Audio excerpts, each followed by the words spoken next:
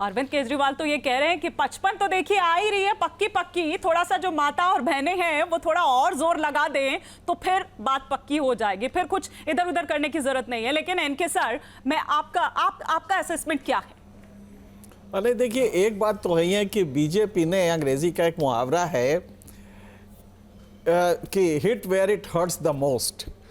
तो जो यूएसपी था अरविंद केजरीवाल का, वो एंटी करप्शन के आंदोलन के प्रोडक्ट थे, उसको इस मकान वगैरह के उसमें फंसा लिया है कि मकान साहब इन्होंने इतने करोड़ का बनवाया, इतना सरकारी खर्चा लगा। तो इससे एक जनता में, और ख़ास करके जो एलीट वर्ग है, आप जानते हैं दिल्ली का per capita income national income का 3 गुना है, तो एक संभ्रांत वर्ग है। लिहाजा उसने सोचा कि हमारे पैसे से ही ये सब कुछ हो रहा है। तो एक जो वो वर्ग था वो हल्का सा हटा है और वो बीजेपी की तरफ गया है। तो वो वहाँ पे मर्मस्थल पे जो हमला हुआ है उसका असर तो पड़ेगा ही। लेकिन जो 21 और 2500 की बात है, इसमें यह भी देखना पड़ेगा कि क्रेडिबिलिटी किसकी ज़्यादा है। और डिलीवरी करने में अरविंद केजरीवाल की क्रेडिबिलिटी ख़राब नहीं है। ये बात सच है कि पानी, बिजली और स्वास्थ्य और शिक्षा इसमें बेहतर हुआ है। तो हमें लगता है कि बड़ा ही क्रूशियल होगा कि, और दोनों का कैडर स्ट्रांग है, दोनों का कमिटमेंट है कैडर का। बीजेपी का कैडर भी उसी तरह निकाल के वोटर्स को लाया, अरविंद केजरीवाल का भी कैडर बहुत कमिटेड है।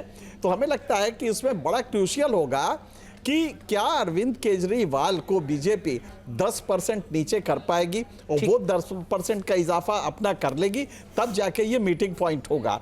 देखना होगा कि ये कितना हो पाता है। ठीक है, लेकिन मनोज सर, जो बात इनके सर कर रहे हैं फ्रीबीज को लेकर और डिलीवरी को लेकर, मिडिल क्लास की नाराजगी को लेकर, क्या आपको लगता है कि वाकई बीजेपी को उसका फायदा होगा? जैसा अभी हम चर्चा भी कर रहे थे कि अगर 2100 से नाराज हैं तो वहां तो 2500 का ऑफर है। देखिए, ऐसा है कि जिस समय इलेक्शन अनाउंस हुए थे उस समय अरविंद केजरीवाल के और आम आदमी पार्टी के पास एक लीड थी, बहुत अच्छी लीड थी। उसका रीज़न ये था कि उन्होंने जो 2100 रुपये वाली उनकी स्कीम थी उसके लिए रजिस्ट्रेशन कराना शुरू कर दिया था। तो एक उसमें से डेटा था कि 35 लाख महिलाओं ने उस स्कीम के लिए पर्चे भरे थे। तो उस समय ऐसे लगता था कि अरविंद केजरीवाल के पास एक लीड बहुत ज़्यादा है। लेकिन जैसे जैसे इलेक्शन नज़दीक आते गए तो मुझे लगता है कि ये मुद्दा तो खैर था ही, महिला सम्मान वाला जो ये मुद्दा है, फ्रीबी वाला मुद्दा है, ये तो था ही था।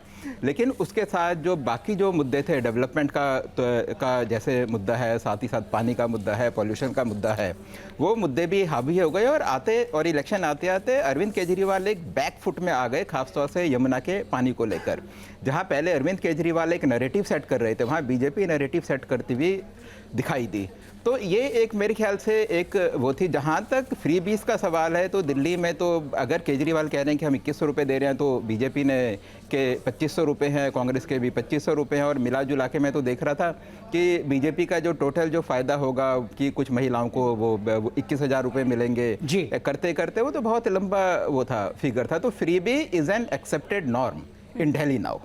ठीक है, संजीव श्रीवास्तव जी भी हमारे साथ जुड़ चुके हैं। मन बिल्कुल, संजीव जी भी इस वक्त हमारे साथ जुड़ चुके हैं। और संजीव जी, जब चर्चा हम यहाँ पर कर रहे थे तो दरअसल ये चुनाव आप किस तरह से देख रहे हैं? क्योंकि ये माना जा रहा है कि ये रेफरेंडम है अरविंद केजरीवाल के लिए, या तो उनके साथ या उनके खिलाफ। मैं ये आपसे समझना चाह रही हूँ कि जब एक व्यक्ति केंद्रित हो जाता है, जब चुनाव उन्हीं के इर्द गिर्द होता है, वो एंटी इनकम्बेंसी हो, जिस तरह की इमेज टार्निश हुई है उसको लेकर कहें, या जिस तरह के आरोप लगे, तब क्या होता है? फायदा होता है, नुकसान होता है, क्या होता है?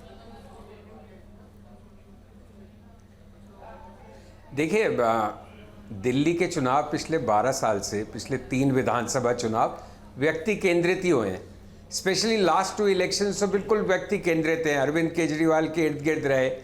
और ये लगातार तीसरा ऐसा चुनाव हो रहा है, मुझे नहीं मालूम इसका नतीजा क्या होगा, लेकिन ये एक बार फिर व्यक्ति केंद्रित है। अरविंद केजरीवाल ही चेहरा हैं, वही नायक हैं, वही खलनायक है, वही सहनायक हैं, वही विपक्ष हैं, वही सत्ता पक्ष हैं, क्योंकि उनके सामने कोई चेहरा नहीं है। अब प्राइम मिनिस्टर मोदी लगातार कैंपेन की है, लेकिन अब दिल्ली का मतदाता है वो इतना समझता तो है ही कि प्राइम मिनिस्टर प्रधानमंत्री हैं, मुख्यमंत्री केजरीवाल हैं।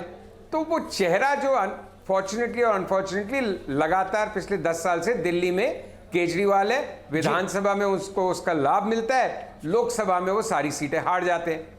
अब इस बार क्या होता है? इस बार मेरा मानना यह है कि जो सत्ता की चाबी है, कुंजी है, वो कांग्रेस के हाथ में।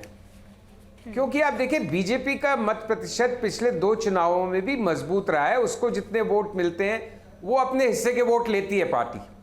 कांग्रेस का क्योंकि बिल्कुल सुपड़ा साफ हो जाता है, आम आदमी पार्टी आसानी से जीत जाती है। अब इस बार कांग्रेस अपनी तरफ से तो जोरदार ढंग से लड़ रही है। अब मतदाता भी क्या उसको जोरदार ढंग से लड़ाता है, ये हमें 8 तारीख को मालूम पड़ेगा। अगर कांग्रेस डबल डिजिट में वोट परसेंटेज लाती है तो आम आदमी पार्टी के लिए बहुत मुश्किल हो जाएगी। ठीक है, अगर कांग्रेस प्रदर्शन अच्छा नहीं करती है तो फिर ये स्ट्रेट फाइट हो जाती है वापस।